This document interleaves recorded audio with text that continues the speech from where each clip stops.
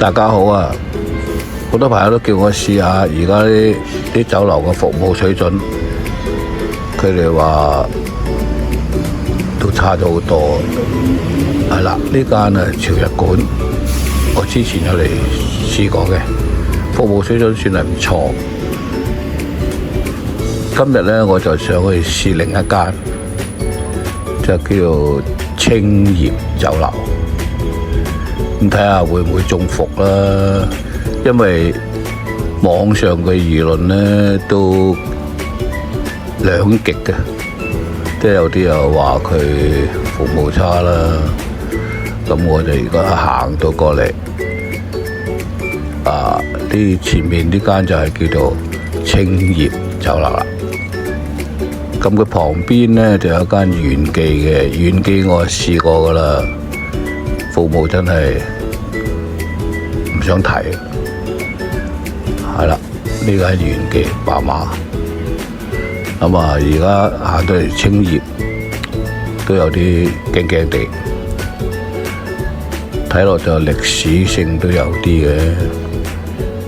咁而家入去先，我上到去先同大家慢慢傾下。等 lift 好似係有分1樓同埋2樓嘅。咁我就今次就可能去1樓試下會唔會中伏啦。都心大心細，因為你知啦，而家香港真係服務水準，大家都心知肚明，唔俾人鬧都已經好似好開心咁。好啦，上到嚟酒樓啦，阿姐就俾咗個都幾好嘅位我，又唔使搭台，都算唔錯啦。咁我就叫咗一個孖寶，38蚊，都算抵啦，我覺得。慢慢睇下先。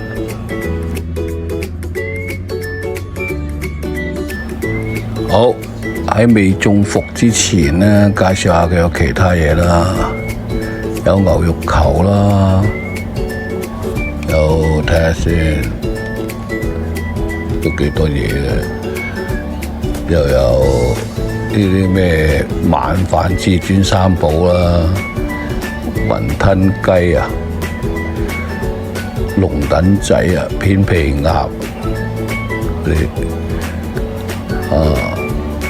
早市午市下午茶，哇！如果鍾意飲酒嘅朋友，可以考慮下。有呢啲啦，加士伯28蚊。咁轉過嚟再睇睇先，啲茶具都算係乾淨嘅。阿姐就俾咗壺滾水我，就有普洱係啦。咁呢度咧有都幾多嘢點嘅，啲午市之外可啦，星洲炒米啦。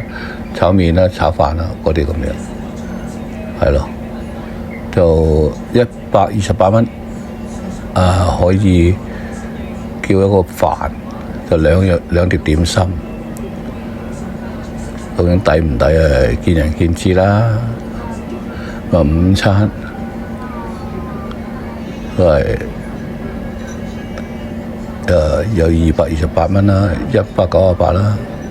228就有豉油雞半隻，或者係脆皮燒腩，或者係蜜汁叉燒，或者係沙姜雞。咁至於午餐呢，就點心2款，係啦，仲有呢啲小食，有呢啲粉麵飯，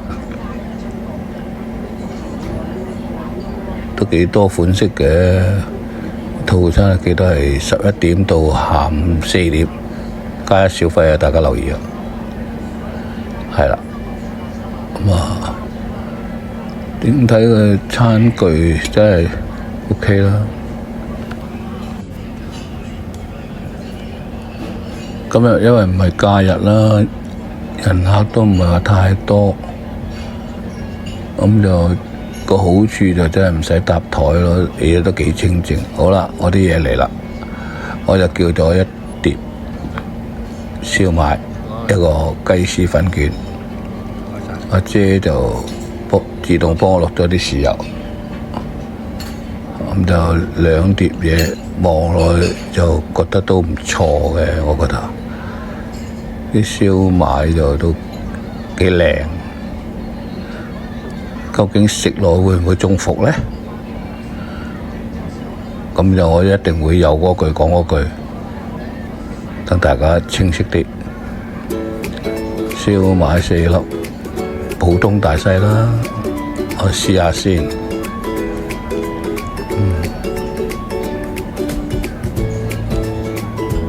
咬落唔錯，啲蝦都幾爽口，新鮮嘅。係啦，咁就試下雞絲粉卷好唔好呢？擺喺度先。好，咁再嚟試下啲雞絲粉卷呢。啲皮厚唔厚啊，或者入邊點樣個感覺啊？食食先。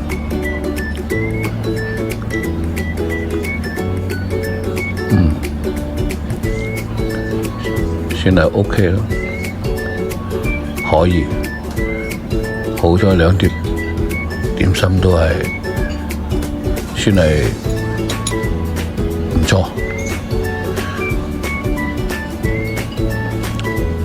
跟住睇下仲有啲乜嘢，試下再食下，好似燒賣較為好食啲。雞絲粉卷就都合格。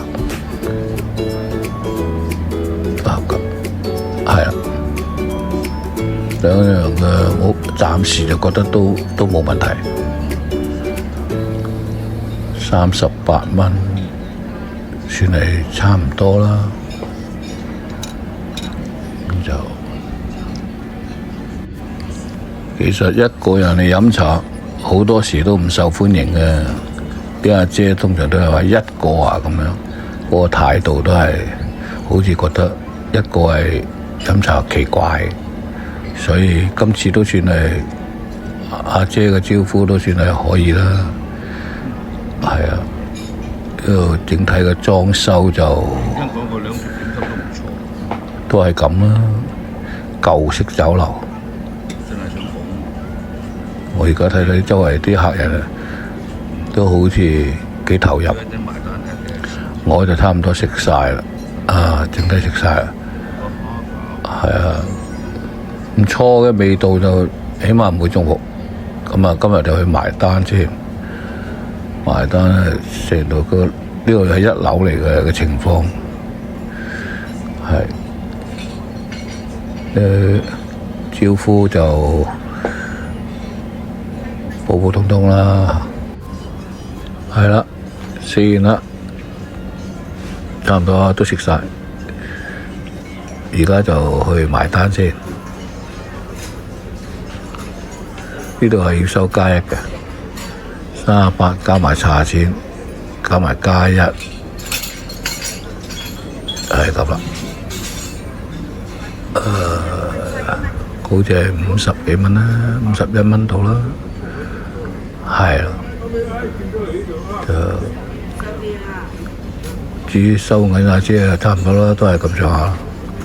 整體嘅評分呢，應該都有70分嘅，唔算中伏啦。呢一輯同大家講到呢度啦，多謝大家。